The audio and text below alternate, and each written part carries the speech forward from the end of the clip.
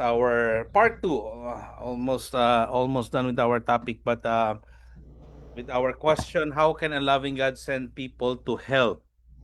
And as a recap, let us the first thing, the part one, we discuss about um, we define first what does it mean. What does it mean to for a loving God? Now, what is the character of a loving God?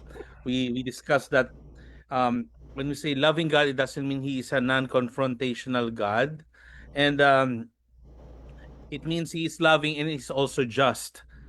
And part of that love, we went through that being a loving God. What does it mean? Because of His love for humanity, He gave us free will. Okay, and that free will is He gave us that because of His love for us. The free will is like you can choose to obey Him, to follow His will, or not to follow His will.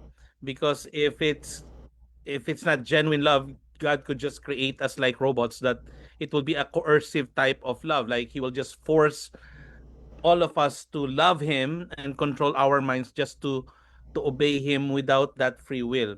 So that is what God is looking for us Christians, that as part of our His love for us, our He is also expecting our love for Him by following His commandments, and that is the free will that we have.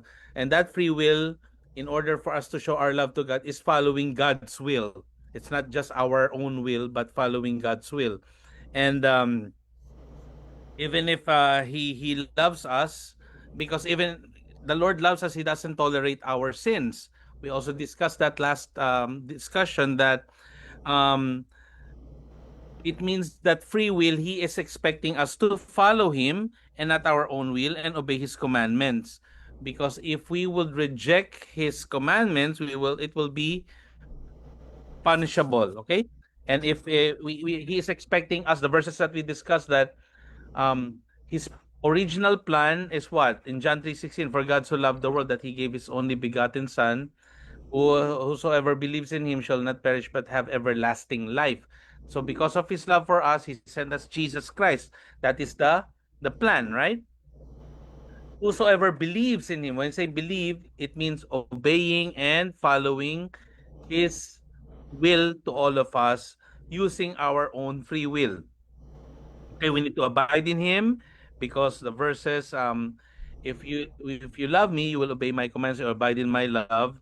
That's what those are the words that we have discussed. We shared those verses, and then we also discussed that if we will reject that love that He is offering to us, to you and me, and we, based on our free will, we still declined and ignored His commandments, then the punish of going to hell, it's not an active plan of God. It's not an active punishment, but it's the consequence of our action.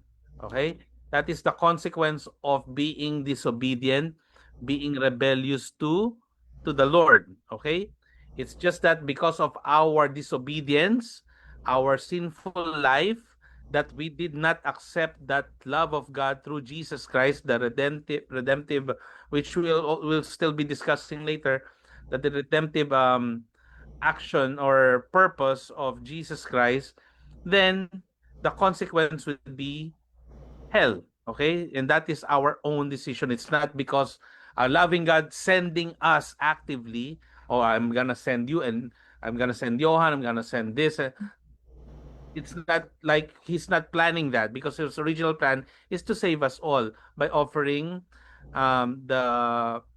offering Jesus Christ, the saving grace of Jesus Christ. So we also discussed that, the love of God, even if He's a loving God, He is also holy and just. It means that we have to be imitators of God.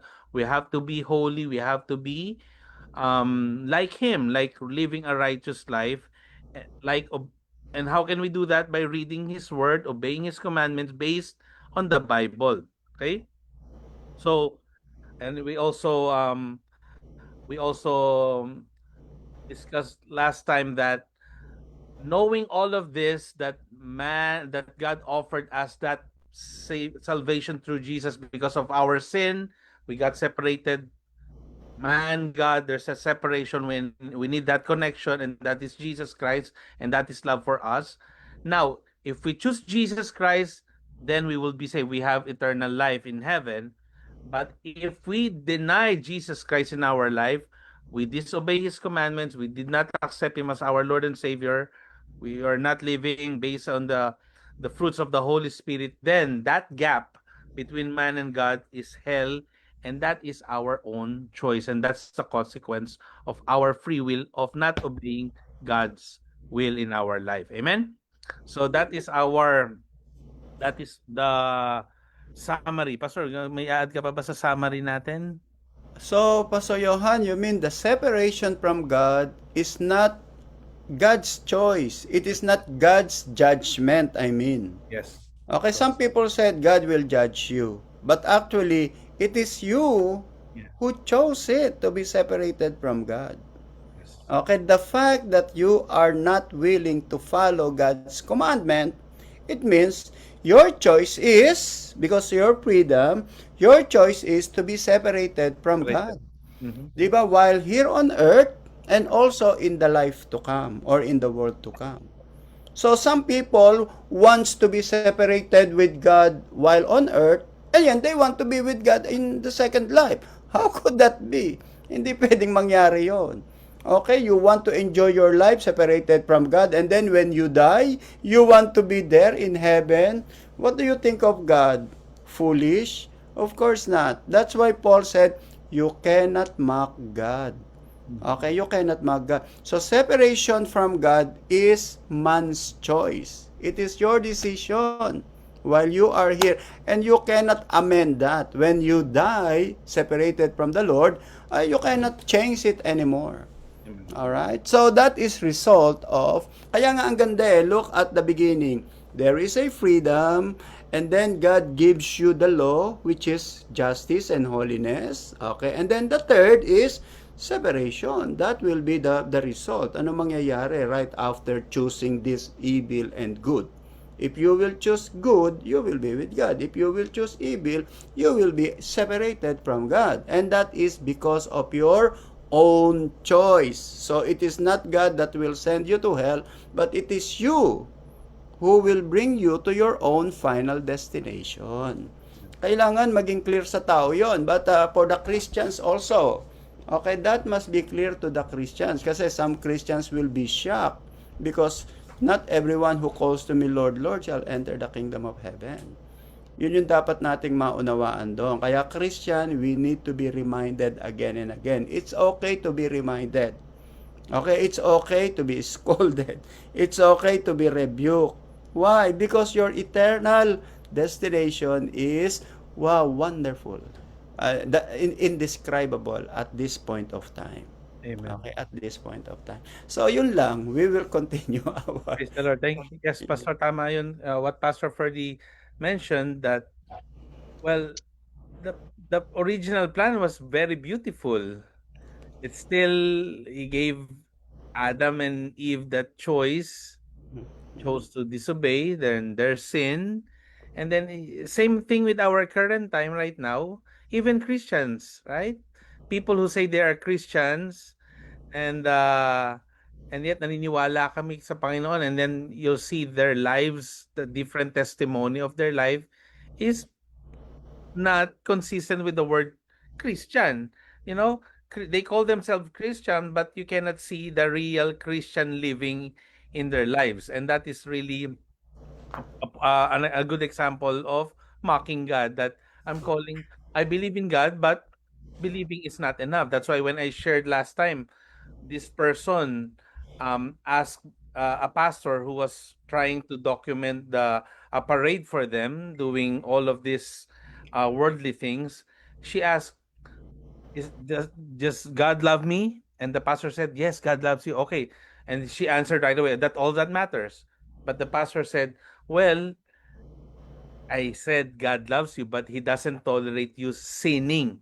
It doesn't mean you can, because God loves you, you can do everything you wanna do for free, right? So hindi ganun ang usapan doon.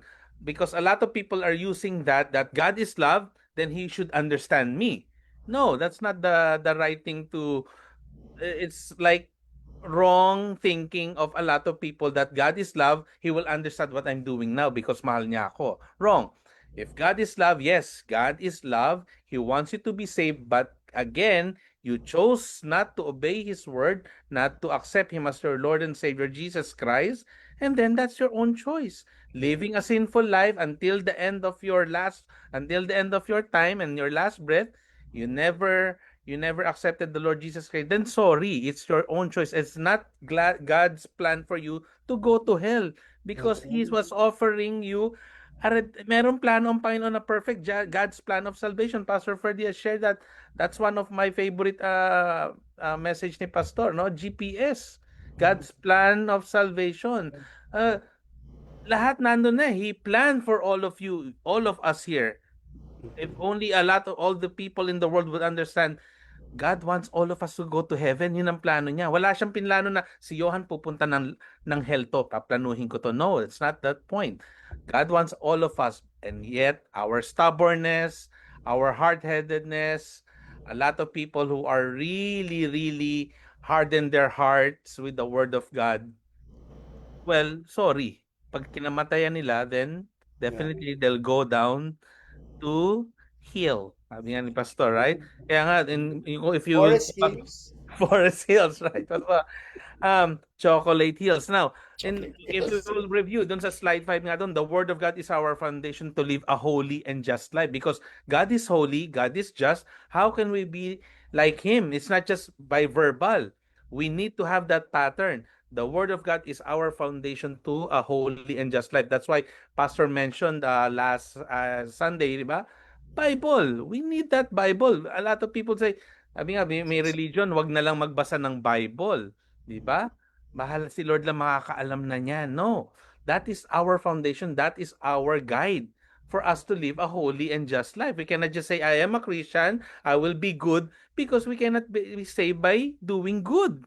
It's not by works, but we need to understand that we need to know that we are sinners, ask for forgiveness, and then accept the Lord Jesus Christ, and then continue to walk faithfully according to His word, which is the Bible. Because again, what is our what is our guide to anong klaseng buhay ang ating pamumuhay if we don't know and we're not reading the Bible? Because doon natin matututunan na. That's where we can understand all the things we need to do, the requirements, to apply going to heaven.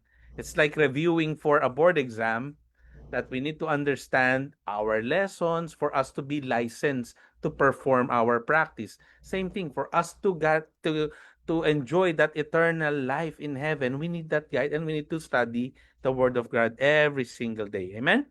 So if we would move to slide 6, separation from God.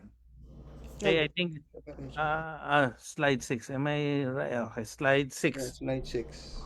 Okay, separation from God. Only the obedient can enter God's kingdom. Okay, that's important. When you say obedience, okay? Again, what is separation from God? Pastor mentioned earlier. Hell is often described as a state of separation from God. In this context, brothers and sisters, God's love remains available, but individuals choose to distance themselves, which we were discussing paulit-ulit earlier from Him.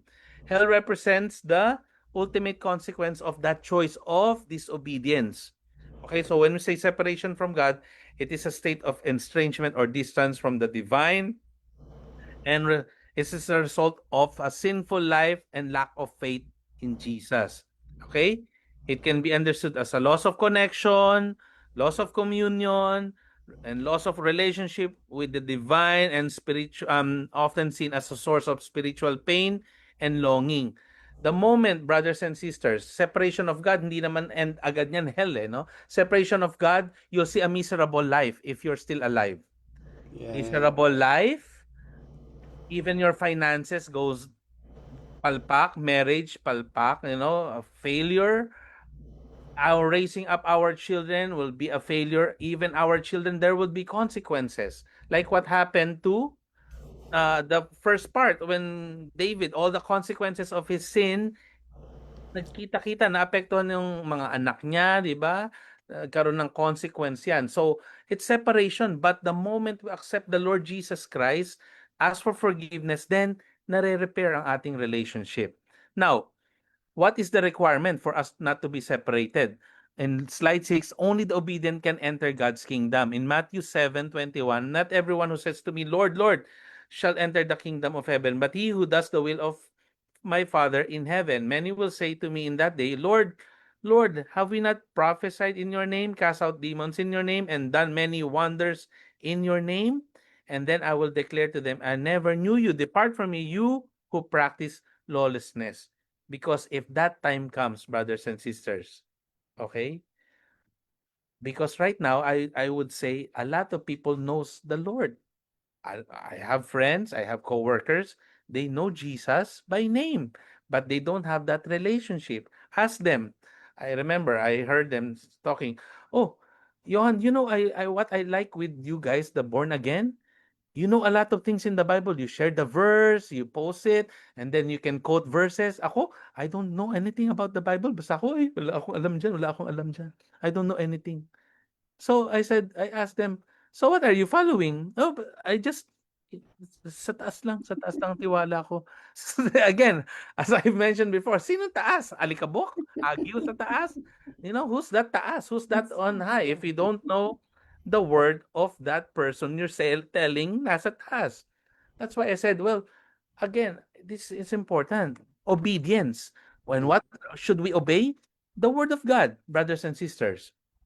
And the moment we know the word of God and we obey it and we apply it in our lives, the Christian living, then you'll see a big difference. There will be no separation. The Lord will open, you know, the floodgates of blessing. There will be peaceful in marriage. There will be joy in the family. There will be joy at home. And I believe all of us are experiencing this. Okay?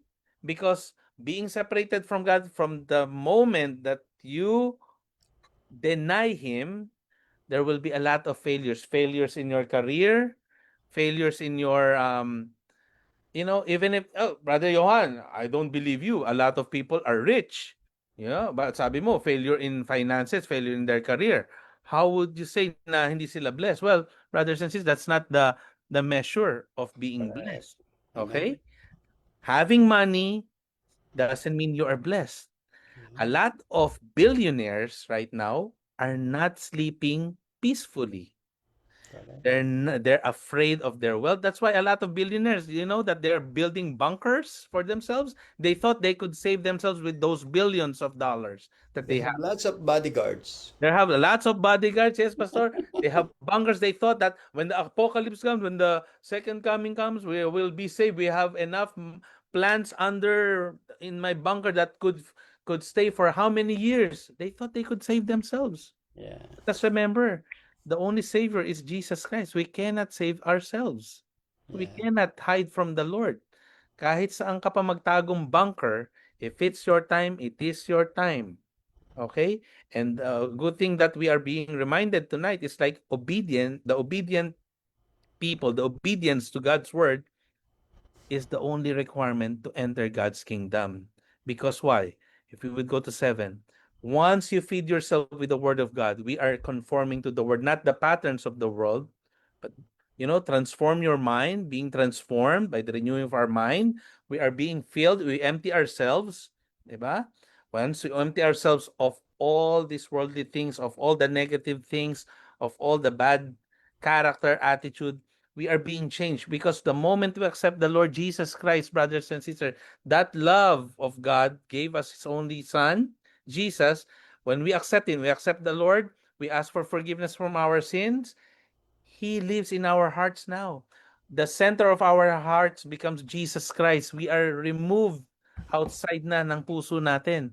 Now, the moment, Lord, empty myself, fill me by your Holy Spirit, and then we overflow with God's character.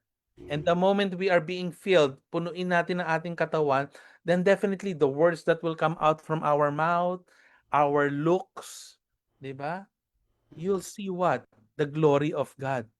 Praise the Okay, Lord. I was just looking, like, I don't know if you know Ozzy Osbourne. He just died, right? In UK. and you see their family, they look so, I'm sorry, I'm judgment, I'm not judgmental, but they look so miserable. They look so, but they're millionaires, they're billionaires. Yeah. You can see that they have money, but ganun ang itsura. But ganun sila, parang it seems there's no glory. But Mm. if you can see God in the family, if you see Jesus Christ, if a person has Jesus Christ, even if we only have a penny, only if we have a little, you can see the glory of God. And a lot of people will be blessed with our actions, with our smile, with our what? With our character. Okay? And I believe all of us, the moment, why do we enjoy each other's fellowship? Right? When we just came back from Las Vegas, you know, ang saya-saya natin nagsama-sama doon. It's so joyful. Pastors are there, workers are there, families are there. You see each other hugging each other. We share experiences. It's just there will be challenges, brothers and sisters. Let us remember, obedience to the Lord doesn't immune us from challenges in life. There will be challenges along the way. Let us also expect that. But those challenges, that's the race that we have, that the Lord has given us, that gives us endurance. It builds our muscles, right? Yeah. And we keep running that race. And once we keep running that race of obedience, trust in the Lord, then we could finish that race. And one of the good things that we we learn is that we won't understand things that's happening right now in our lives. Brother Johan, I trusted the Lord, but ganito buhay ko. Why am I why am I like this? Why am I sick? Why am I in need of money? Well, the Lord is dealing with you or teaching you with different things. It's just that we need to do that step of faith continuously, because right now we only see the first page of our story. But if we keep trusting the Lord Jesus Christ, we will see the end of that story, and that is what? Eternity. And that is the joy. Remember, all of us, brothers and sisters, even if we're not millionaires here on earth, but we are very rich in heaven. Sabi nga dun sa Bible, di ba? Lay up treasures for yourself where? In heaven. And that is what we need to do. Let us keep on banking our 401k, Roth IRA, our stocks in heaven, because that's eternal. Because all the things that we are, if we can, we will just, I'm not saying don't do it here. The Lord gave us wisdom to save. The Lord gave us wisdom to, put some good investment, but be good stewards of God's blessing. That is what He has taught us. Continue as we continue to run the race. Because again, let's go back to our topic. Anong connection ito, Johan, with hell? It means that the love of God is full of blessing. And if we would deny that love, Lord, I know you love me, but I'll do it my way. My way, or I will do it my way, Lord. I will do it by my own strength. I will do it by my own wisdom. Well, our wisdom is not God's wisdom, brothers and sisters. That's why trust in the Lord with all your heart and lean not on our own understanding. In all there is acknowledge Him, and He will make our path straight to eternity. Because if we would lean on our own understanding, the path that we would be walking what will happen, brothers and sisters? Yung path natin na straight could be crooked, malalaglag tayo sa gilid. And then if the Lord will come back and we are still on that ravine na bumagsak tayo, or sa cliff na bumagsak tayo, well, sorry, that's hell. And we choose that path based on leaning on our own understanding. So that is the separation of God. So let's choose now. Make the right choice. Choose God. Choose salvation through Jesus Christ. Choose blessing of joy, eternal happiness that can only be found in Jesus' name.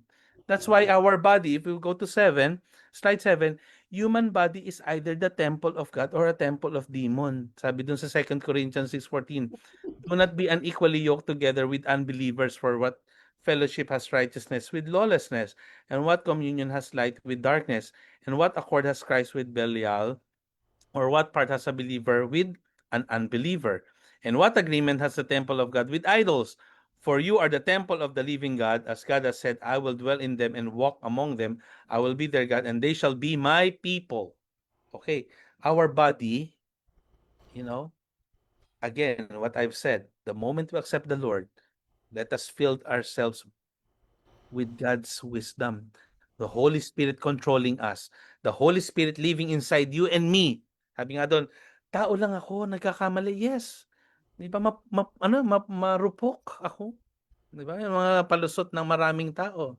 Well, brothers and sisters, the moment we accept the Lord Jesus Christ, the Holy Spirit, who is our helper, will always give us a tap, an encourager for you and me to continue to walk faithfully. Johan, nagkakamali ka na. That's why when we sin, okay, we get convicted, Johan.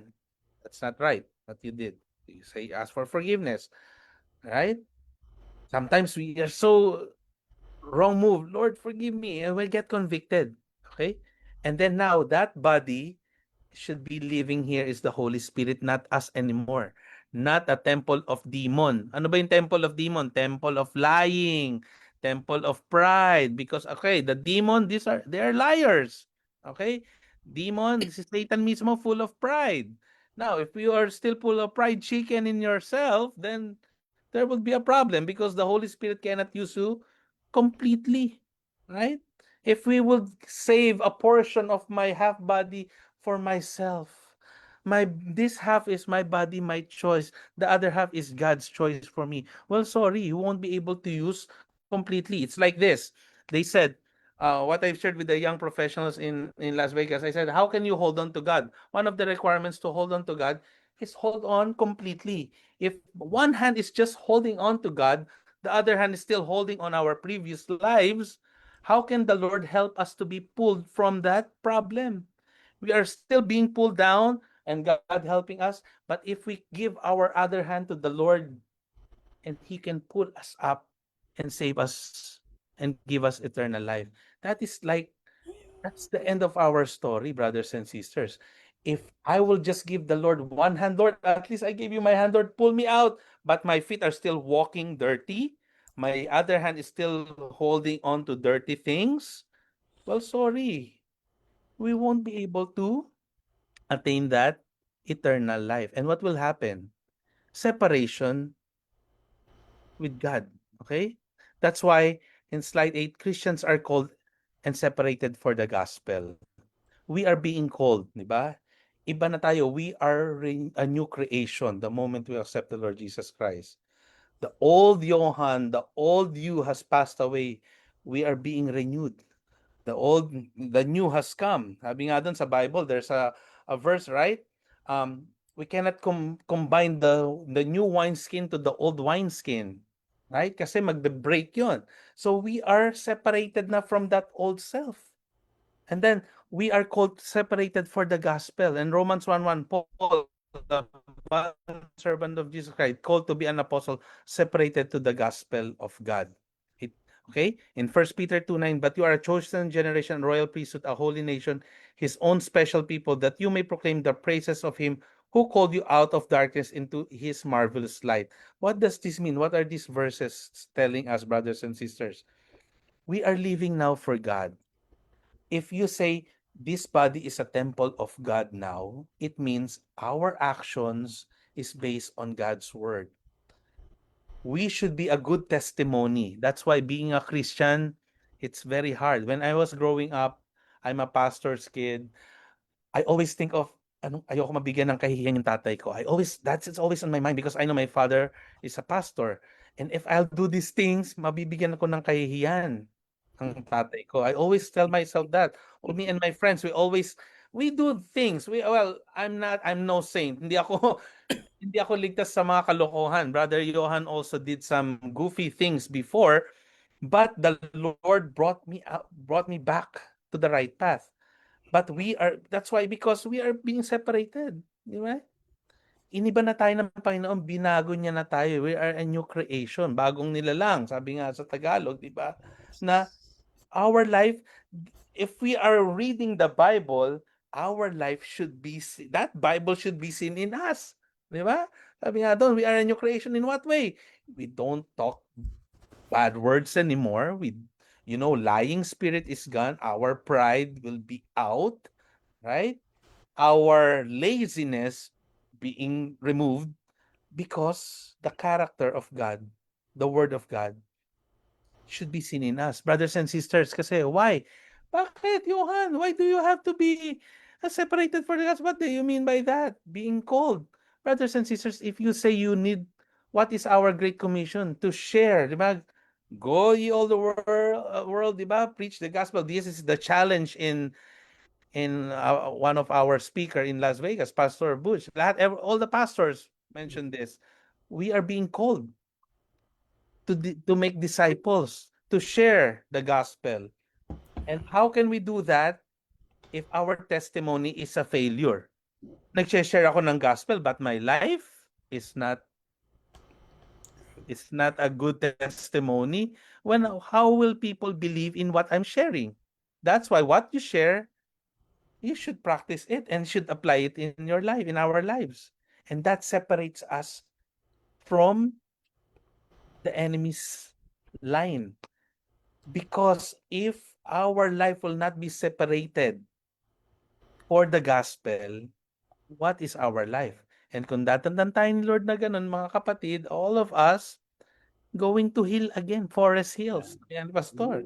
Because if our life will not be a living testimony, if this, what Paul, like, put your name there. I, Johan, a bondservant of Jesus, called to be a servant of God, separated to the gospel of God. But my life is a mess, 'di ba? I am a liar. I beat up my wife, you know? I abuse my children.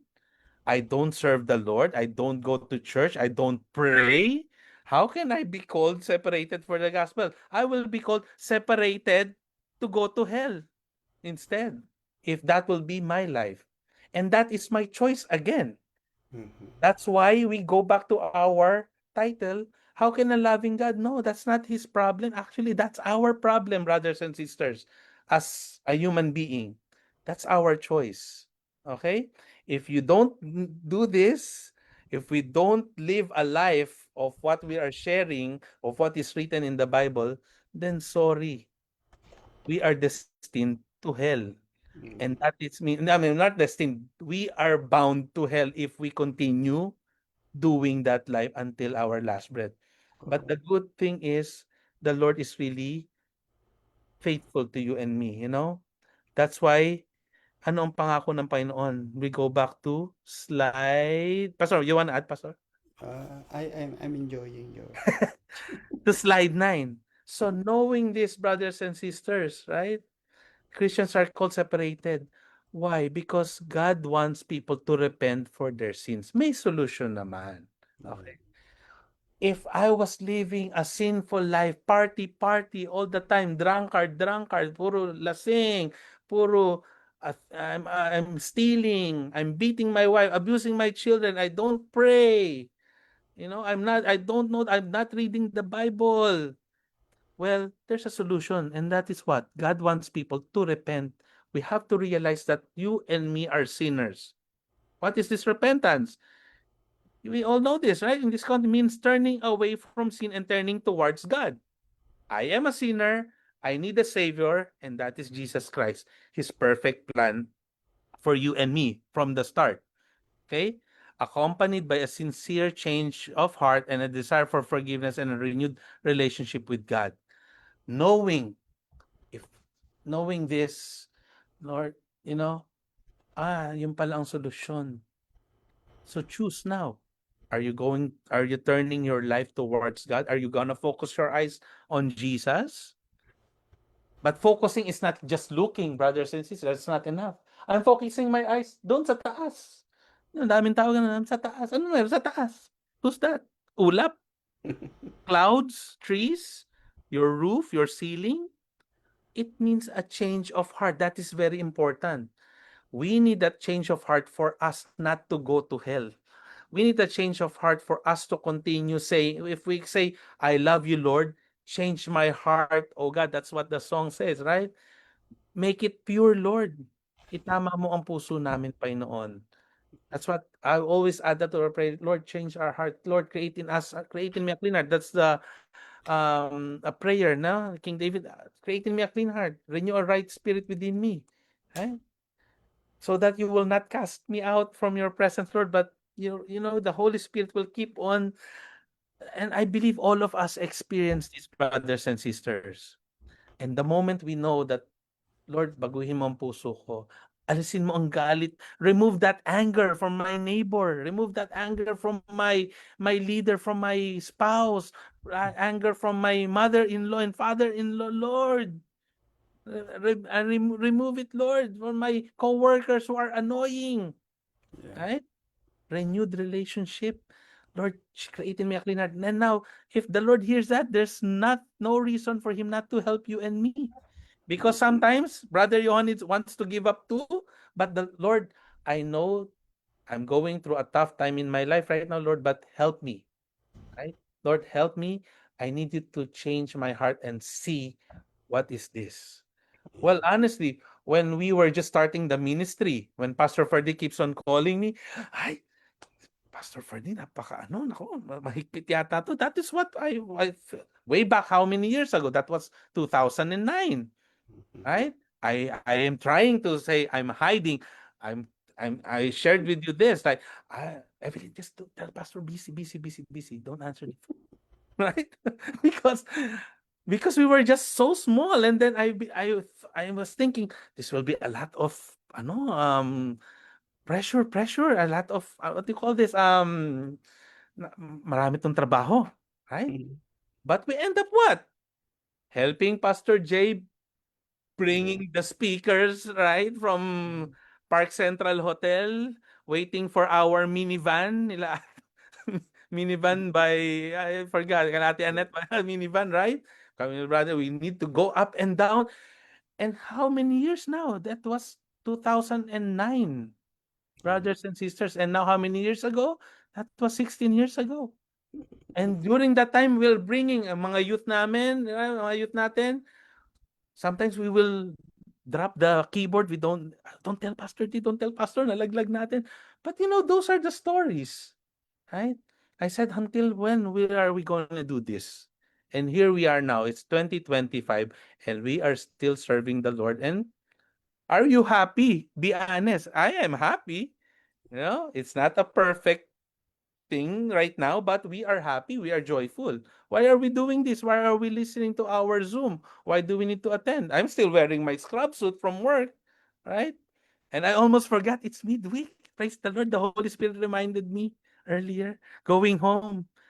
I was like, let's go to BG's, let's buy some food, Evelyn. And Evelyn said, Wednesday, yeah. Yeah, I forgot. Praise the Lord. You reminded me, Lord Jesus. Hallelujah. Right? So, God wants us to repent from our sins, brothers and sisters. Now, the moment we repent, is He a passive God? No, He's not. What will happen? He will give us what? He will restore our relationship. The moment, Lord, forgive me. He will give me a new life in Christ Jesus. It is a pathway of restoration with God, leading to a transformed life and a fresh start. Back to zero, it's okay. Magba-back to zero ako, Johan, yeah, it's okay, that's fine. It's fresh start. It's fresh start with the Lord. Because right now, you're not gonna walk by yourself. You are walking with Jesus, and He will guide you. It's not gonna be perfect, a smooth sailing, but again, there is victory in Jesus' name. Sabi nga doon, I really like that what I've read in an article. It says there, you would not understand things right now, things that you don't understand.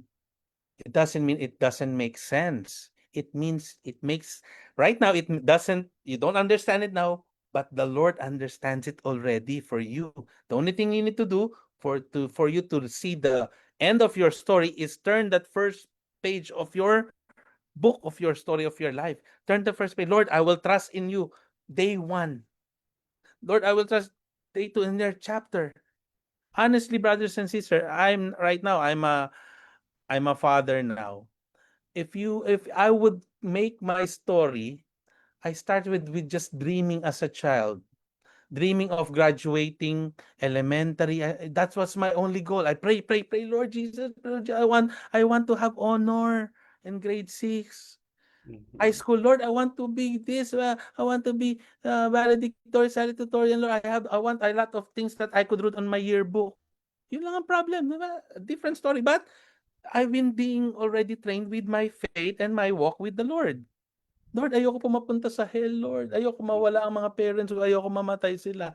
But those things, just different levels now of our story in life, right? Death in the family, career, pray, pray, pray to have a good career here in America, to come here now, become a family man, become a father now in our ministry, just different things in life, brothers and sisters. The only thing we need to do is continue our walk with God. That's why First Peter 3:9 said, "The Lord is not slack concerning his promise, as some count slackness, but it's long suffering towards us, not willing that any should perish, but that all should come to repentance." Okay, Brother Johan's not perfect. Okay? I still sin, I commit sin, but the Lord reminds me all the time, this is not you anymore. And that's why it is important for us to pray, Yeah. you know, have that devotion, Lord, meditate on the word of God. Lord, I surrender my life to you. I need But, you in my life because I don't want to go to Forest Hills, Lord. yeah. Brother Johan, that's the difference of believer and pre-believer according to Pastor Pastor Edu, di ba? Pre-believer, di ba, yung Christian people who will accept Jesus. Or that's the difference between the two. The believers struggle. We always struggle. We struggle for our sin. We struggle to please God. We struggle to please our community. Because we want to live a perfect life. Kaya lang, we cannot do it. That's why we struggle. Diba? Diba? That's the command of God in Genesis 1. Um, improve the earth, or what is the command? Um, the idea there is you have to improve. Mhm. Okay, anything that you don't do for improvement is a slid, is a backslid. Kaya tuloy, we try to obey God, kaya lang we cannot obey perfectly. Amen. That's why we struggle. Lord, I don't want to sin anymore. Lord, I want to do this. Lord, I can. That is the struggle of Christian. That makes us Christian. Amen. That makes a Christian Christian. When we struggle, we want to do this. Unlike the non-believers, whatever, pre-believer or non-believer, unlike these people, they don't struggle. Amen. If they do, well, that's the beginning of entering into the kingdom of God. Yon. Okay, tayo talaga, we really struggle. Ibang-iba ang Christianity. Ibang-iba ang Christian. Talagang sincerely. Amen. Sincerely. Di ba? Yun yung inaano natin. Okay, kaya lang, and I think that will be our journey. And then later on, you are almost at the end. Praise the Lord. By the Amen. grace of God, you were able to finish the race, even though you keep on struggling. Struggle. So struggle, praise the Lord, struggle. It's okay to struggle. Because your goal is to please God. That's our highest goal. To please God. Amen. That's the reason why we struggle. Okay, kasi God has a very, very high standard. Tayo naman, we try to do that. And eto tayo, by the grace of God, okay, God can understand that because of our faith to Jesus. Yun yung maganda doon. That's the good thing there na we are here in Christ. Okay, we know that by the grace of God, we only live by grace of God. We know that the forgiveness of God is from everlasting to everlasting. We know that. Alam natin yan because it is written in the scripture. But for the non-believers, they don't know it. They don't have the wisdom from the Lord. Kaya talagang it's so wonderful. It's wonderful to be Christian Amen. because you have assurance of your eternity with God. You have assurance. Well, how do we know that? It is written in the Bible. Diba? The Holy Spirit gave us assurance of our redemptive inheritance. Yun yung ating pinanghahawakan. And praise the Lord for that. Okay, yun yung I want to emphasize with Yeah. this. Kaya nga, it is not God who will bring us to hell. It is human being that will bring themselves to hell. But for the Christians, no, we don't want there. That's why we struggle. Struggle. Mhm. Kahit sabihin natin by grace, in reality, we still struggle. So, Okay, in reality, that is the reality in life. Talagang we struggle because we want to please God. mhm. That is your highest goal. We want to please God. Okay? Yun lang. Thank you, Pastor. I like that. Yung we struggle because we need to depend on God until the end. It Until means the we end. cannot, if we don't struggle anymore, it means kaya na natin mag-save sa sarili natin. Yeah. That's why we need to struggle until the end. We still need to bend our knees every single day until our last breath. Iaangat pa rin natin, Lord, here I am, Yes. take me. Yeah. We need that. We need that. We need to really struggle because that's the only struggling means we are in need of God's help Yes. and we are Brother Johan, blessed have with you, Brother Johan, I don't know if you have noticed this. I don't know if you have noticed this. Every time there is a new pope, okay, every time there is a new pope, the pope asks for forgiveness of what they have done in the past. Have you they don't. noticed that? Because they themselves struggled Mhm. for the journey of the church. Now the question is, will God honors that? I don't know. Maybe. We do not know. But you can still see the struggle of the Catholic Church. Okay? Nakita mo yun eh. Kasi alam nila, they know that they cannot do it. They knew that they were not able to please God. That's why they always ask God's forgiveness. Si Pope Francis, he asked God's forgiveness. Itong Leo asked God's forgiveness. The other yung dating Pope, nag-ask ng forgiveness. Yes. Alright? Kasi nakita nila yung sinfulness of humanity and their church. Now, if, God looks at the heart, of course, sincerity is what God requires from people.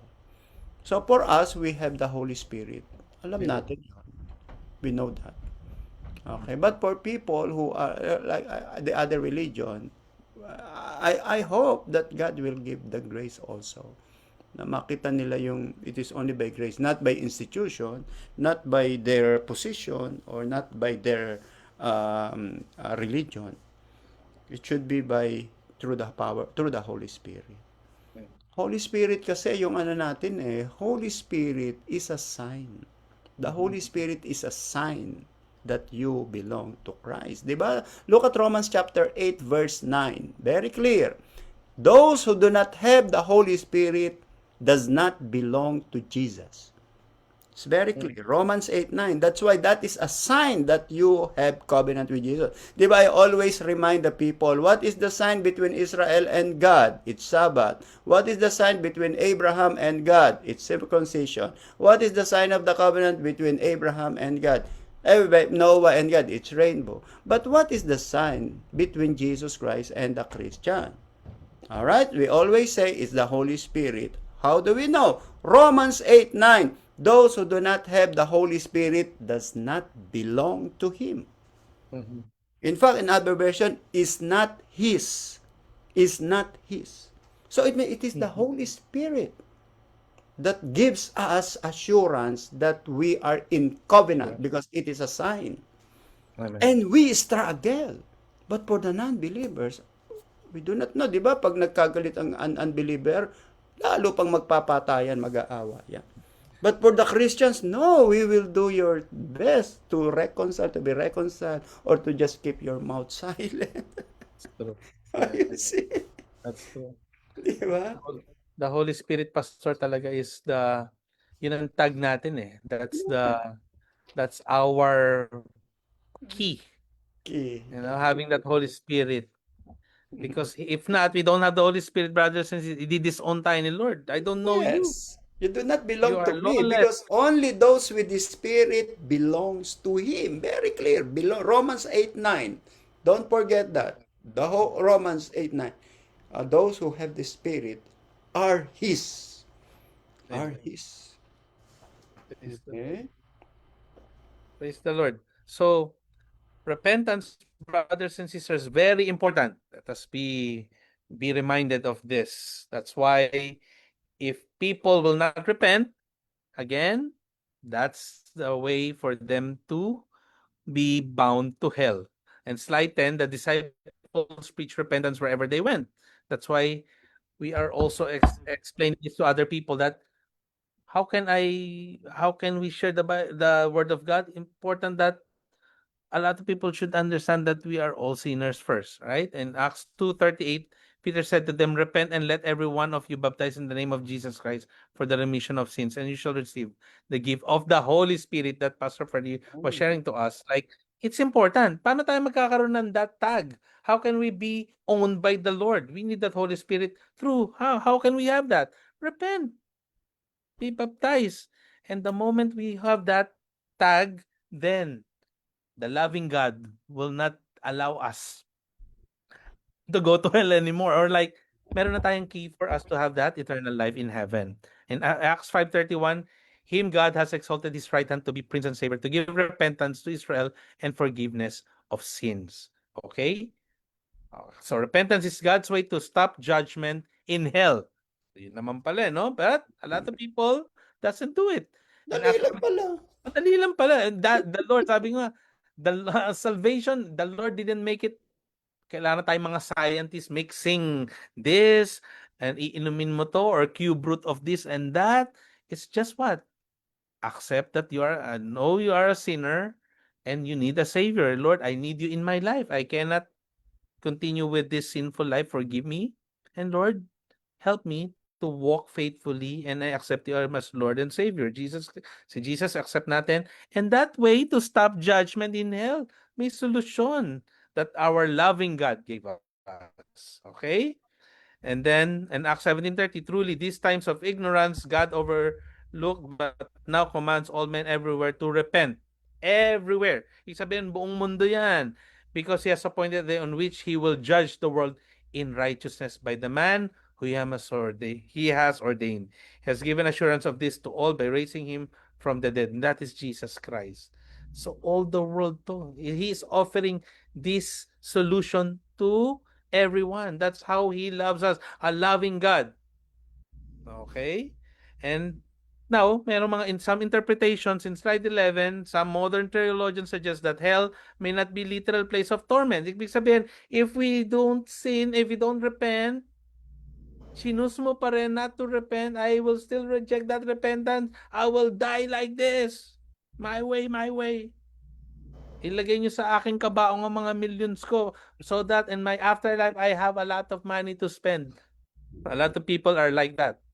They thought hell is a party place that they will be drinking and be merry. Okay? Like, I'll just go to hell, you know. A lot of interviews, if you would look into YouTube, they thought hell is a party place. It's not daw boring kasi ang mga Christian daw boring daw tayo. We'll just be singing, worshiping, praying, read the Bible. That's boring. In hell, drinking daw doon, party, disco, you know. They thought that's the daya ng kaaway, 'di ba? Deception of evil spirit of the demonic activities. And some modern theologians suggest that hell may not be a literal place of torment but rather a metaphor lang daw for the Mm. spiritual death or separation from God. Ayun na naman, di ba? That results from a life lived apart from Him. So, this interpretation focuses on the relational aspect of God's love rather than a punitive aspect. They thought, ano daw, ang mga theologians, ang ibang interpretation, it's just a separation, right? But here comes what? The story of Lazarus and rich man. Sinasabi is not real but a metaphor. But if you would read Luke 16:22, so it was that the beggar died and was carried by the angels to Abraham's bosom. The rich man also died and was buried, and being tormented in Hades. He lifted his eyes and saw Abraham afar off and Lazarus in his bosom. So a lot of people's concept, hell is not a place but just an idea. Okay? Parang yun ang kanilang, "Ay, ano lang naman yan, yan lang yung malayo sa Panginoon. It's just death." Sometimes when they say hell nga, di ba, yung Hades and Sheol is just death. Okay, kamatayan lang. But they do, a lot of people, they're not thinking of hell as a place of torment, eternal torment of gnashing their teeth o nagliliyab na apoy. Right? Ayaw nilang paniwalaan yan. And that is the enemy's deception for a lot of people. Okay?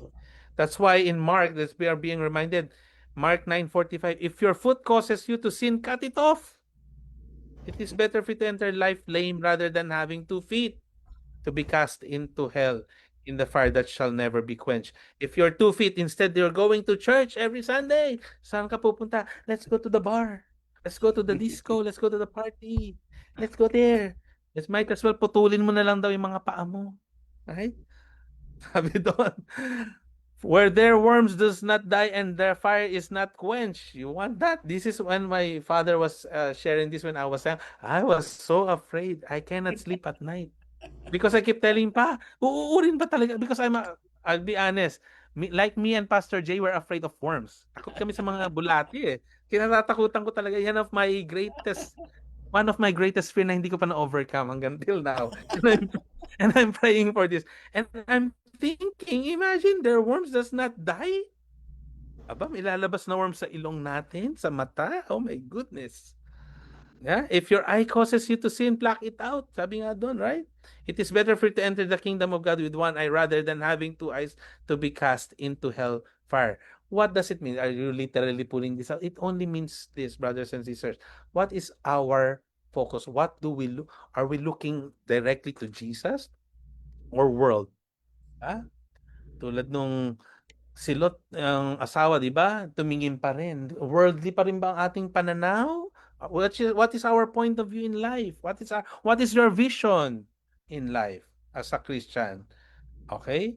And by this age, is your vision still to be this and that? Still focus on the world or what?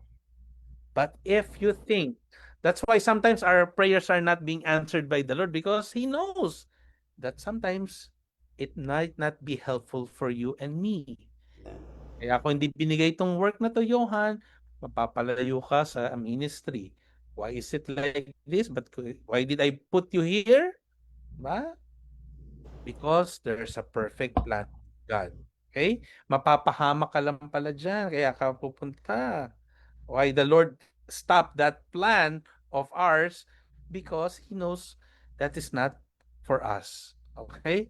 So that's why when I shared to you, if this hand, can we just offer our praises to the Lord, but one hand only, one is still touching dirty things?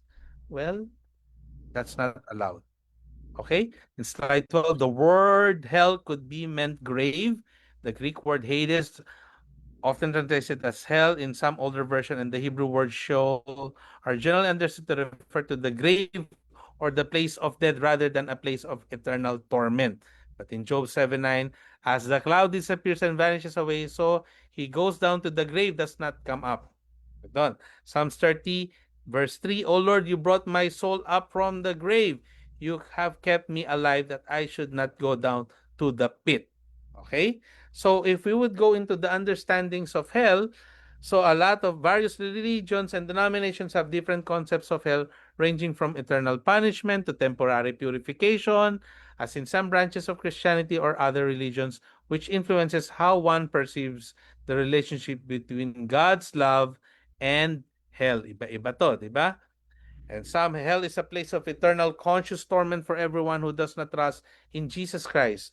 Hell involves final separation from God's mercy and from God's people, unending experience of divine judgment and just retribution for sin.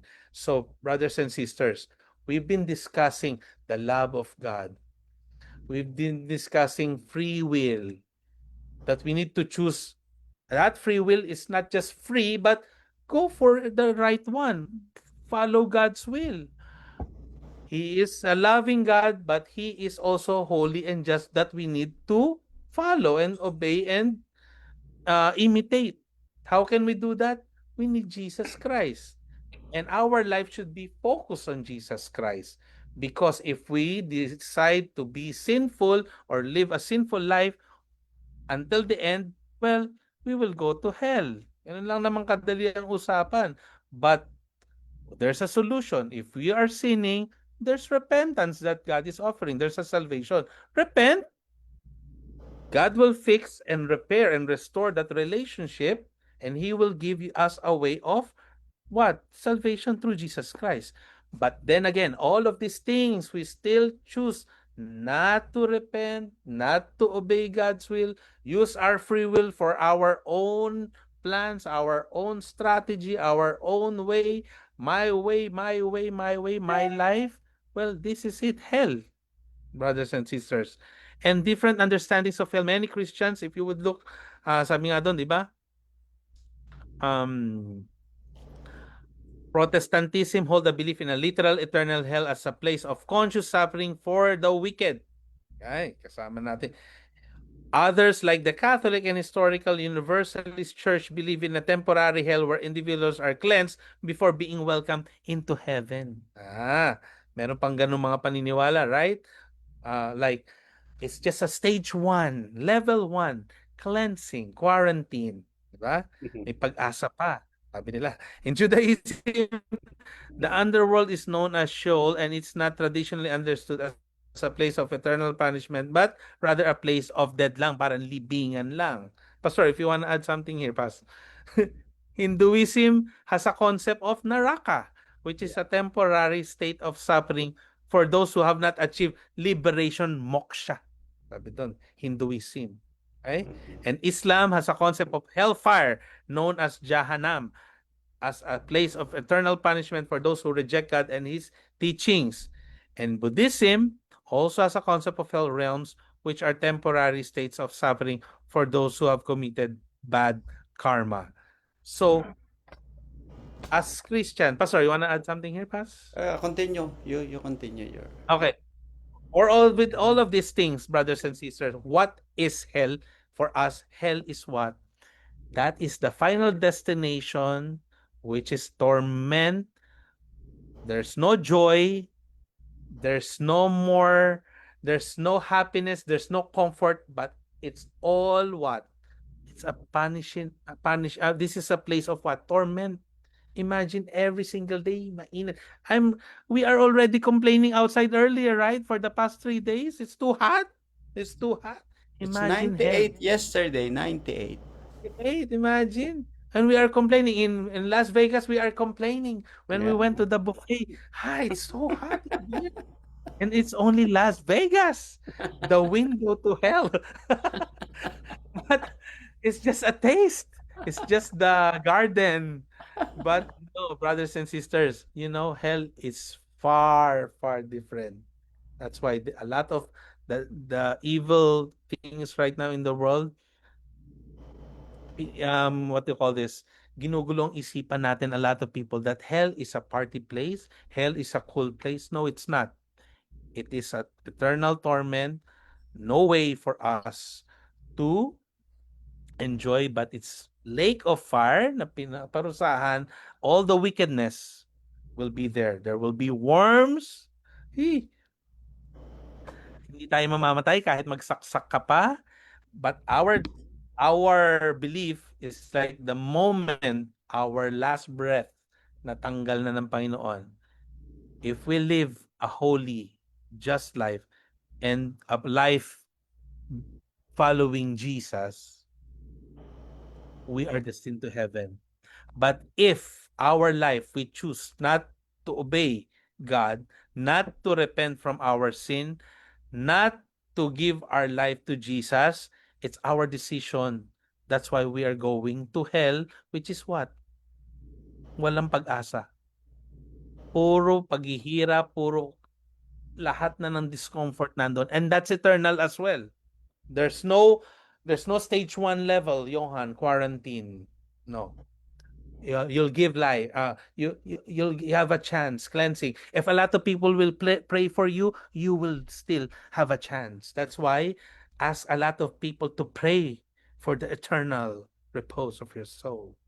'Di ba, mga kamag-anak natin nagpapadala pa ng mga letter what do you call this, indulhensya, 'di ba?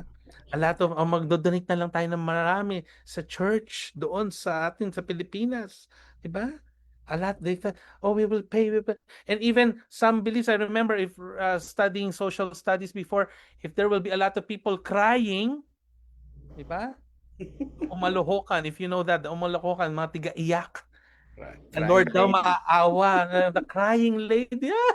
I think in China, Pastor, I don't know, China or some, Yeah, if there that will be a lot of people crying, true. crying, True. In Chinatown in the Philippines. if they will see a lot of people maaawa, mahabag daw sila, ay, ang daming umiiyak para kay Johan Arnaldo. Ang daming naglulupasay sa putikan habang umiiyak sa alikabok. Sorry, brothers and sisters, that's not the point. That's not the way.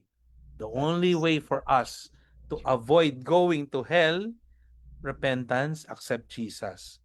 And if we disobey, that's our own choice, not a loving God sending us to hell, but ourselves, sending ourselves to hell is the right answer to our question. That's why tonight, brothers and sisters, choose your choose your place. Sabi nga dito sa conclusion na ultimately this question invites deep reflection on the nature of God, human freedom, and the meaning of love and justice. Different individuals and faith communities may find different answers that resonate with their beliefs and experiences. But for us, brothers and sisters, it's only one way, Jesus. God is love. He gave us His only Son, Jesus Christ. Whoever believes in Him shall not perish, shall not go to hell, but have eternal life in Him. Whoever believes, but whoever does not believe is our choice already. It's your choice, other people's choice. Who does not believe, who does not repent, who does not obey, who doesn't put their trust in Jesus' name, who doesn't accept that saving grace of Jesus, who doesn't want that Holy Spirit living inside them, they're rejected. Sabi pa nga doon, we discussed before, blasphemy of the Holy Spirit. Lahat, you harden your heart until the end. Sorry, you sent yourself to hell. It's not Jesus. It's just the consequence of our action. That's why tonight, let us be reminded. Let's live a life like Christ, like living. Let's follow Jesus. Let's obey His commandments. Let's read the Bible. Let's share the gospel because a lot of people are going to hell right now because wide is the gate going to hell eh. Madali ang buhay madali ang paraan makapunta ng impyerno. But narrow is the gate. That's why Pastor was sharing to us, we will all struggle until the end because narrow is the gate that leads to life. And that is our pathway. If you are struggling right now, praise the Lord. Hallelujah. Because we can see the glory of God in our struggle. If we are crying right now because of troubles of life that we know we can only depend in Jesus' name, praise the Lord for those struggles, brothers and sisters. Huwag tayong malungkot sa mga pagsubok because we have victory in Jesus' name. Yung mga pagsubok natin sa pera, these are just temporary. Pagsubok natin, the things that we are experiencing with our health, these are just the level of our mind right now. Remember, we won't understand things because God's way is not our way. His thoughts is higher than our thoughts. He knows everything for you and me. And this is the God whom we trust. And His name is Jesus. We are surrendering our life to Him so that all of us will have direction going to heaven and not to hell.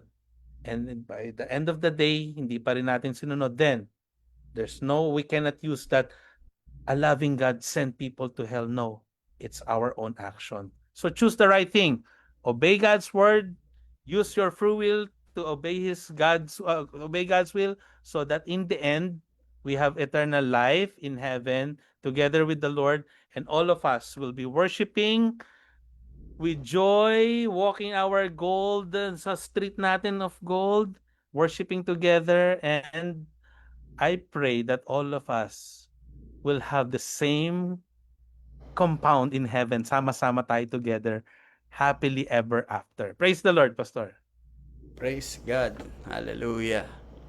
Thank you. All right. So Imagine Las Vegas nga lang, we're so happy, how much more when we all worship God in heaven, di ba? Lalo na yan. Okay, Pastor Michael is excited to share his thought. Thank you, Pastor. Um, I'm always amazed by the love of God. Initially, in the book of Genesis, sinabi ni God, everything was created perfectly. Sabi nga ni God, everything was good. So everything was good. So in other words, the original intention of God was just to create paradise, or a place where you and I can live and dwell together in the presence of the Lord. So, but then, something happens again. And yung goodness ng Panginoon, the goodness of God is, it's hard to explain yung goodness ni God, that despite of us sinning and continuously sinning, He still provided a way so that His original plan of having a complete um, union with Him would come to materialize. And this is our job as a born again believers to build and live the Church of Christ in the 21st century, and that is to make disciples of all nations. Making disciples of all nations, meaning we witness for others while we see the effect of imperfection, the effect of the curse brought to the world. We serve as the light. We serve as the salt of this world because we had been appointed by Jesus Christ as His ambassador. Kaya nga na in Vegas, Pastor Eddie said that there are still we refuse to call them non-believers, but they are actually pre-believers. So there are so many pre-believers out there in the field, and we need everyone's participation, young and old, male and female, because the vineyard and the harvest is plentiful, and you are needed. Isn't that great? Once you're in heaven, the Lord would say, "Good job, job well done. Here's my trophy for you." It's more than the FAMAS award. It's more than the Uliran award. It would be the greatest award that you could a person could ever receive, and that is the commendation coming from the Lord. And so going back to the question, why why does a good God would send someone to hell? That's not true. That's I think the question. I mean, the question was only formulated or created to instigate discussion, because the good God wants all of us to be saved. And John 3:16, for God so loved the world that He gave His only begotten Son, that whoever believes in Him. So it's always conditional. We've been given free will to decide whether we accept Jesus Christ as our God, Lord, and Savior, whether we receive and believe in His word and in all His promises, or reject it. But there's always a consequence. So if we reject Jesus, there's a consequence. But if we accept Jesus and the truth in Him, then we will be rewarded. So join na. Join na in the winning team of God. To God be the glory. Amen. Para pa rin nasa plenary si Pastor Mark. Parang ano na, super fairy, sakay na. Karon ko. Sister Annette, ang ganda pa rin ang background ni Annette eh. Parang Las Vegas sa Caesar's Palace eh.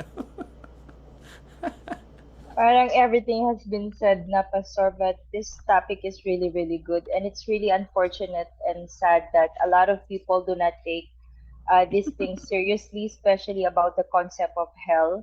Like people think it's nothing. Like they thought that, like what Pastor Johan said, that it's the same thing as what they're doing here, that they will just party when they go to hell, but they really don't know what they're talking about.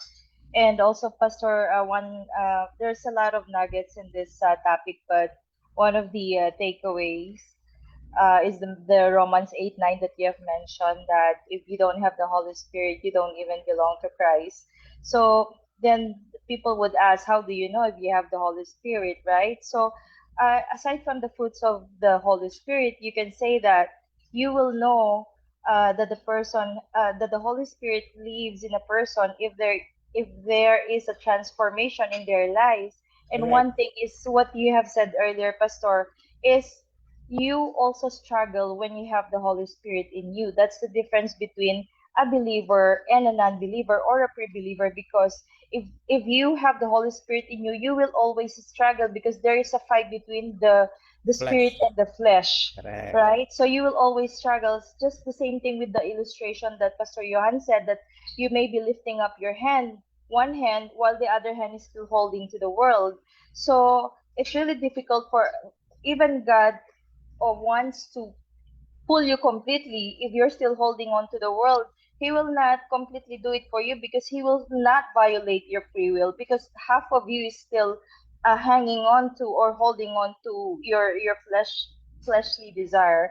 So it's very important for us to have to fully surrender. That's why God requires 100% surrender, because he will not violate our free will. And uh, our prayer as a Christian, of course, is for other people, especially our families, friends, the people that we encounter every day, that they will also acknowledge that only Christ can give us salvation, and that is through repentance and acceptance.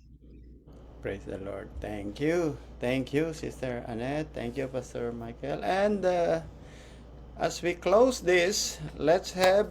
Actually, I want to just add yung pre-believers. Remember that Jesus Christ said to the one of the Pharisees, di ba? Tanong siya, what is the greatest in commandment? Jesus said, hear, O Israel, and then love the Lord.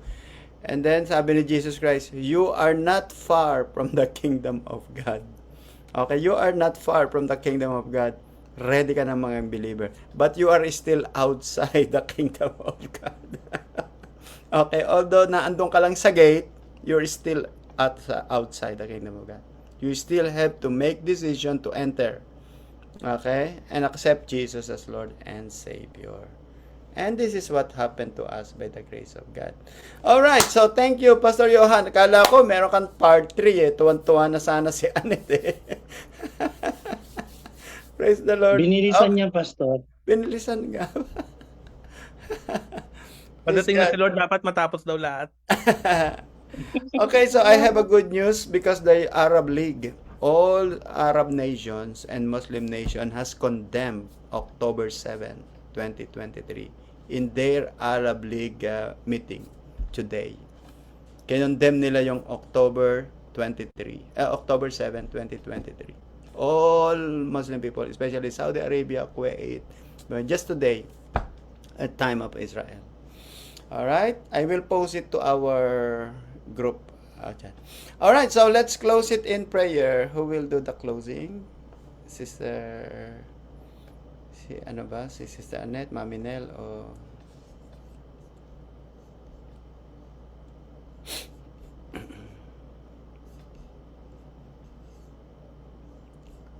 Sinong Sister Pressy?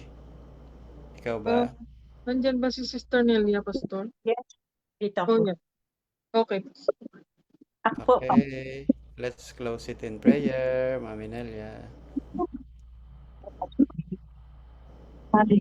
Our Father, who art there, our Almighty God, maker of all things in heaven and in earth. For the Bible study that we have just finished. Lord God. Thank you for the revelation that has given to us through our teacher, Pastor Johan. Lord God. We know, Lord, that in spite of your love for us, you can send people or someone into hell because of some reasons and circumstances, Lord God. In John 3:16, God so loved the world that he gave his own one and only Son, that whoever believes in him shall not perish but have everlasting life.